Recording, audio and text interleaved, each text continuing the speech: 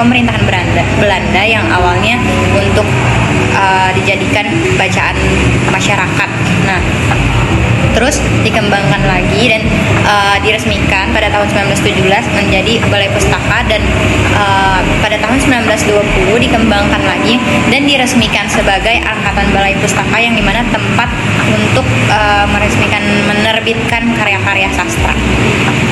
Nah, selanjutnya yaitu pengaruh dan peranan Balai Pustaka. Nah, Balai Pustaka ini tuh memiliki peran yang cukup besar sebenarnya buat sastra Indonesia, karena dia ini dulu lembaga penerbitan yang dasarnya tuh menerbitkan karya-karya sastra yang berbahasa Indonesia yang baku dan penulisannya tuh roman. Nah, terus tapi melalui karya-karyanya ini sering menampilkan konflik antara adat tradisional dengan perubahan zaman yang modern. Khususnya ini adalah karya-karya dari Angkatan Balai Pustaka yang paling viral pada zaman itu.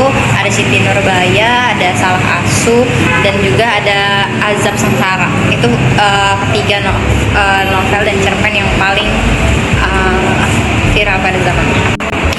Oke, selanjutnya kita mau jelasin ciri-ciri dari karya Balai Pustaka. Nah, yang pertama itu pasti karya-karyanya itu kan didominasi roman gitu kan. Jadi ada selipan-selipan kayak syair-syair dan pantun-pantun gitu. Nah, kalau dari segi isi, biasanya di dalam isi itu ada tersirat pesan moral dan nasihat gitu yang ada di dalam karya-karya Angkatan Balai Pustaka.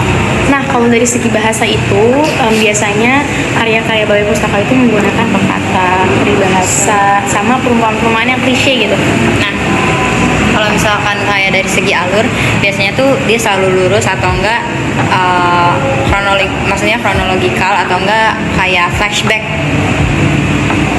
Terus kalau dari segi penokohan, biasanya watak tokohnya tuh nggak yang ribet gitu loh. Jadi ya Simple aja. Iya, yang dijelaskannya ya udah kayak gitu lah. Ya.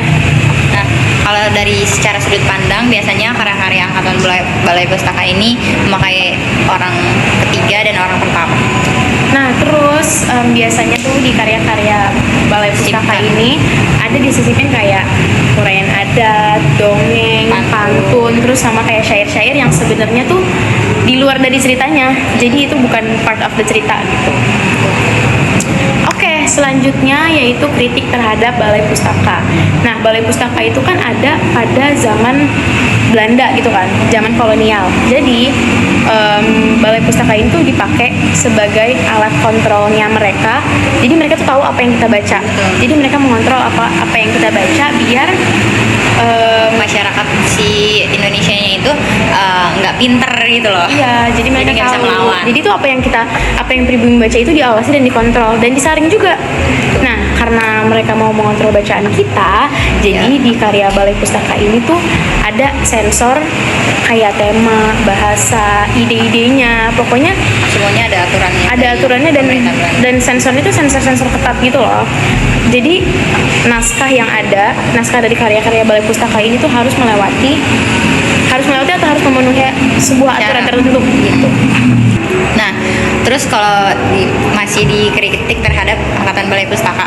Nah, pada zaman itu tuh para penerbit gak boleh menerbitkan karya-karya yang ada kritik kolonialnya, tidak kayak perlawanan, terus penyuaraan dari masyarakat itu tuh nggak boleh, karena itu namanya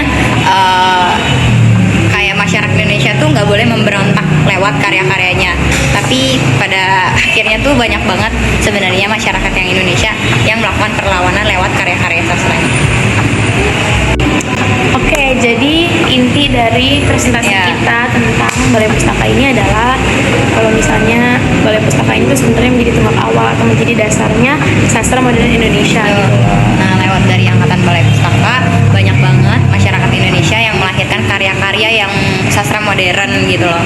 Terus dari sini juga karya sastra yang masyarakat Indonesia itu menjadi lebih luas dan modernitas. Sekian dari presentasi kita. Terima kasih dan cepat sembuh kali.